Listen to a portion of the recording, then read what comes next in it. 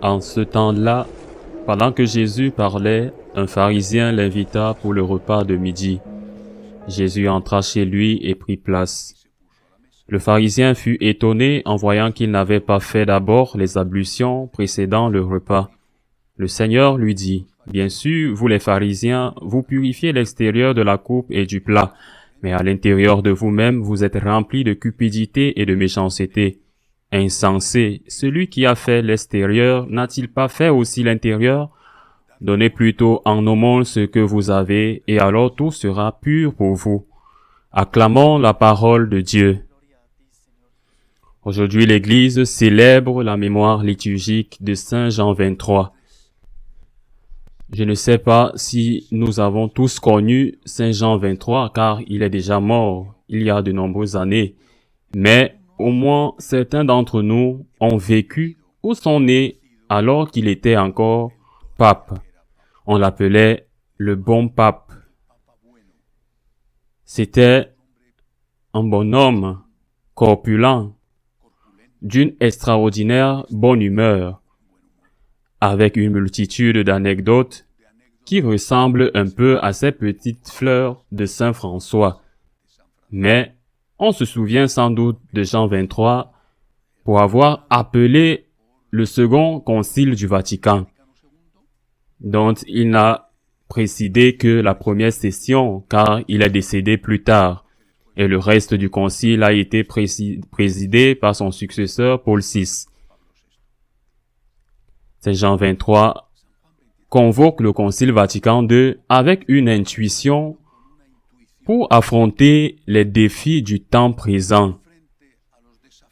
Nous avons besoin de nous purifier de toutes les choses qui ont pu nous retenir dans ces années pour revenir à l'essentiel, revenir à la racine, pour revenir à l'origine dans tous ses aspects.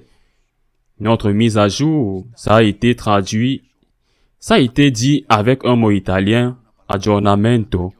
Notre mise à jour se fera dans la mesure où nous sommes fidèles à nos origines. Je ne sais pas comment bien que le concile l'ait compris et appliqué dans ses décrets, et surtout, je ne sais pas combien a été appliqué plus tard dans l'après-concile.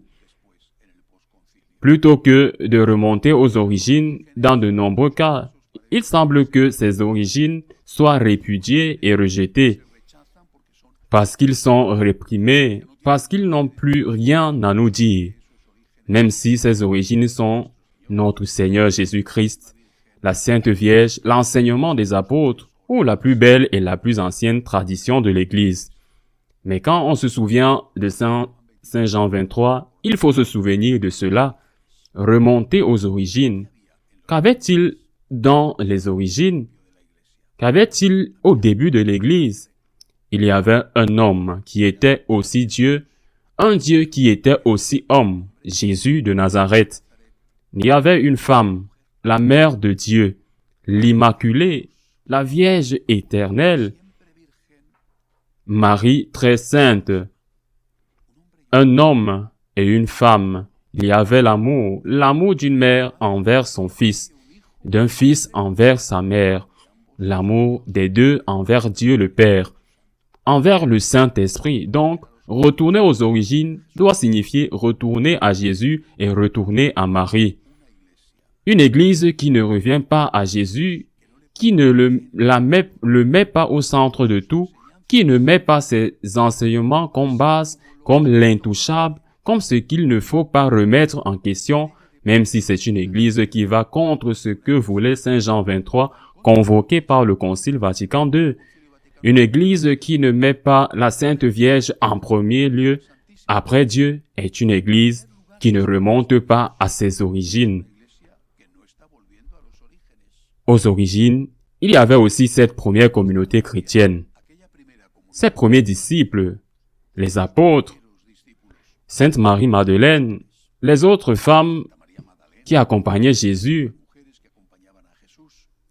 Ils sont allés à Jésus, puis ceux qui sont venus tout de suite, Saint Étienne, le premier martyr, les autres. Comment était cette première communauté chrétienne? C'était une communauté qui a demandé ce que le monde pense pour adapter le message qu'ils avaient encore chaud, tout juste sorti du four, l'adapter au monde pour que le monde ne soit pas dérangé. Non. S'ils nous disent qu'il faut mettre de l'encens sur la statue de l'empereur, eh bien, on met de l'encens sur la statue de l'empereur. Non. S'ils nous disent que le samedi, on ne peut pas travailler, alors on laisse cette personne mourir allongée dans la rue parce que c'est samedi et qu'on ne va pas l'aider. Non. Si le divorce est approuvé et légitime, ici aujourd'hui, eh bien, on divorce aussi. Comment va-t-on interdire cela? Comment allons-nous aller contre le monde? Cette communauté chrétienne a été persécutée, a été martyrisée, précisément parce qu'elle obéissait au Christ et non au monde. Et parce qu'elle obéissait au Christ et acceptait le martyr, elle a grandi. C'est plus tard Tertullien qui a dit que le sang des martyrs était la semence des chrétiens. Et ainsi, il s'est toujours produit parce que nous avons résisté, nous avons été fidèles. C'est pourquoi nous avons pu survivre, grandir et nous multiplier depuis 2000 ans. Trahir le Christ, régner nos origines, s'adapter au monde, c'est quand nous n'avons pas à devenir. Alors, aujourd'hui, en la fête de Saint Jean 23, faisons cette promesse au Seigneur. Je veux recommencer avec toi, avec Marie, avec les saints pour t'aimer et te faire aimer comme tu le mérites. Ainsi soit-il.